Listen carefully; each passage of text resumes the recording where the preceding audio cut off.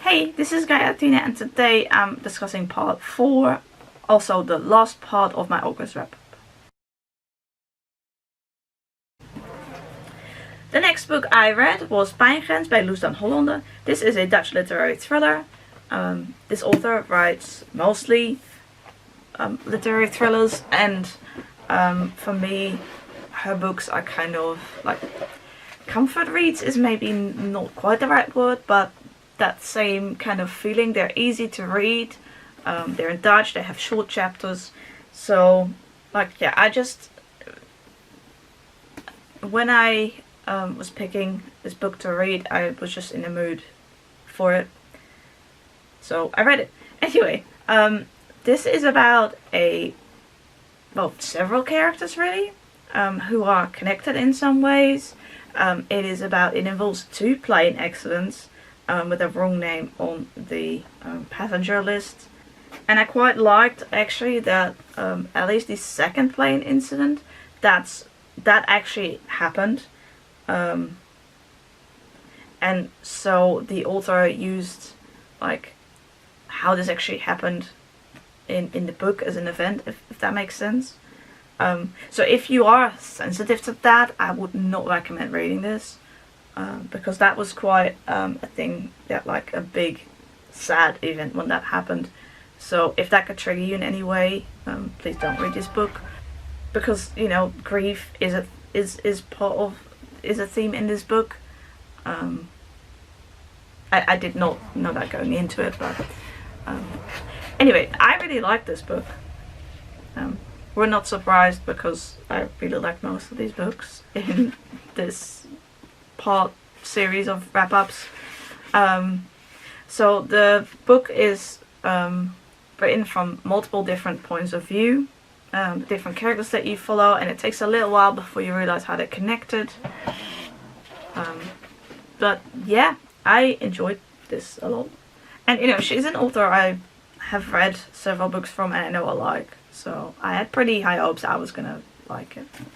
Then I read 4 books by the same author, and they are all young adult contemporary fiction, and they are by the same author, Luc Descamps, although I'm not sure, he's Belgian, and I'm not sure if you might pronounce his name in a different way. And the titles all have something in common, namely the word Gewoon.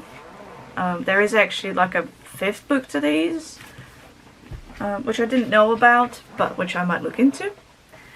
And yeah, I just felt like reading something else in Dutch. And so the first one I read is Gewoon, kwetsbaar. This is about a girl named Jana, and she gets bullied a lot in school, but also online, so cyberbullying. All of these books are quite short, by the way, like between 100 and 200 pages ish. The last one is slightly longer, but yeah, between 150 and 210 pages, let's put it that way if I want to be more accurate. Yeah, I really liked this book. It was a little bit difficult at times to read for me because I was bullied. And there's another trigger warning in here for something that happens, but it doesn't happen until later on in the book. But it can be hard to read for you depending on your circumstances. So like your previous things that have happened in life, if that makes sense. Anyway, I thought this was a nice read. I liked it. Then the next one I read was Gewoon Anders. And I read this one next because that's kind of, as far as I know, the order they were published in. But I've actually read this book before. When I read this book for the first time, I borrowed it from the library. And that's actually what made me pick up, buy these books for myself. I haven't actually been to the library in quite a long time now. Not at all yet this year because of the pandemic. My library is open at the moment since a while, but I just prefer not to go. Well, I'm not really going out unless I really like need to, just for my own safety and other safety. So anyway, so this book is about an autistic boy named Samuel and a girl named Rani. She becomes his new neighbor. Well, she and her mother. And so Samuel is like a teenage boy and Randy's a teenage girl, and Samuel is non-verbal and he gets bullied, and so he doesn't speak much and he has trouble communicating. And Rani, she loves singing, and one day he hears her singing, and that kind of creates a connection, if that makes sense. So the book is written from like third person, but it also has pieces now and then of, oh, you can't read, there we go, of from both of their perspectives. So this is, for example, from Samuel's perspective, this is from Rani's perspective, and then you have the chapters in between that are third person perspective, if that makes sense. And the Samuel and Rani parts are from first person. Anyway, I really liked rereading this. I did lower my initial rating a little bit because when I first read this, and that was some years ago, I wasn't as like developed as a reader, if that makes sense. And I didn't know as much about like certain representations, but yeah, I still quite like this. Just maybe didn't love it as much as the first time around, but I did really like this. And it was nice to reread it.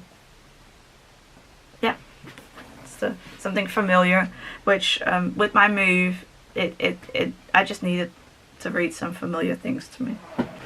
Then I read Gewoon, Leven.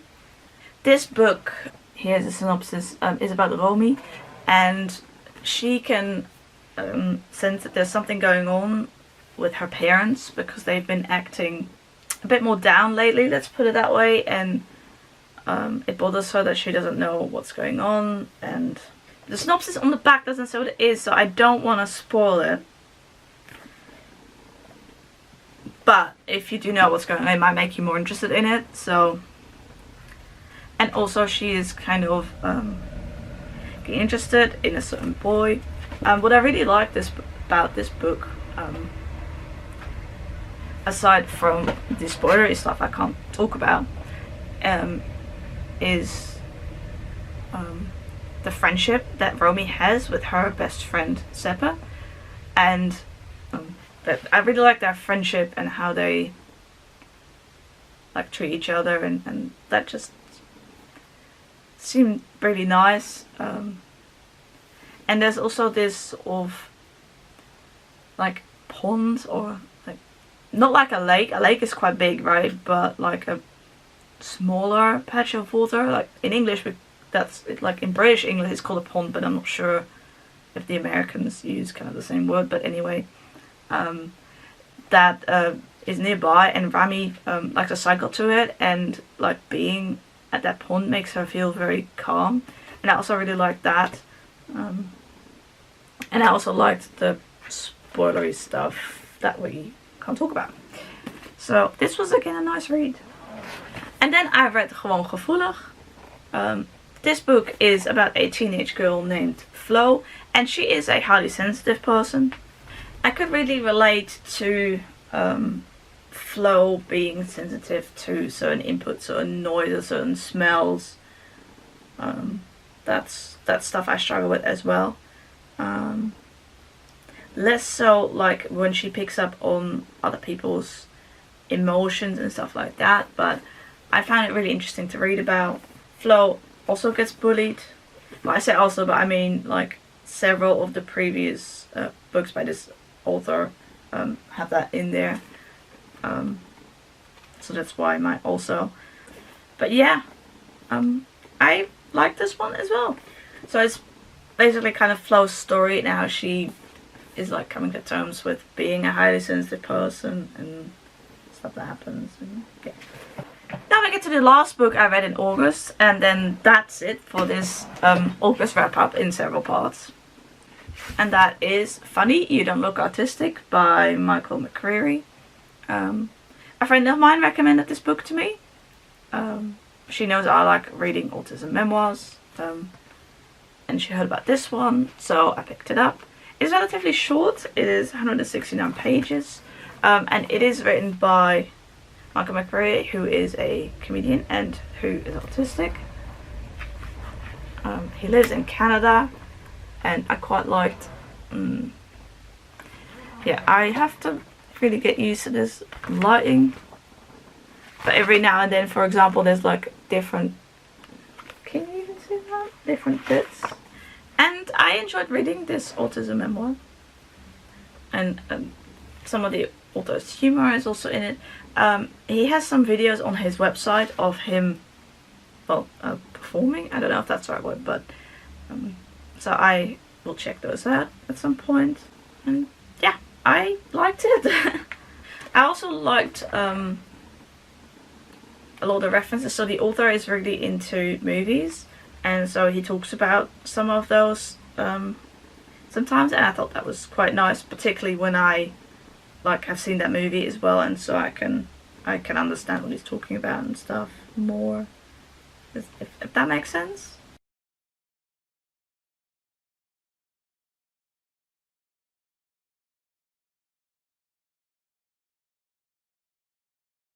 And yeah, I like this.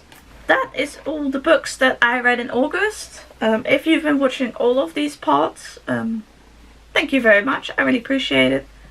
Feel free to leave a comment if you like. And I hope to see you in my next video. I'm hoping to make some videos, or one video, multiple videos regarding my move.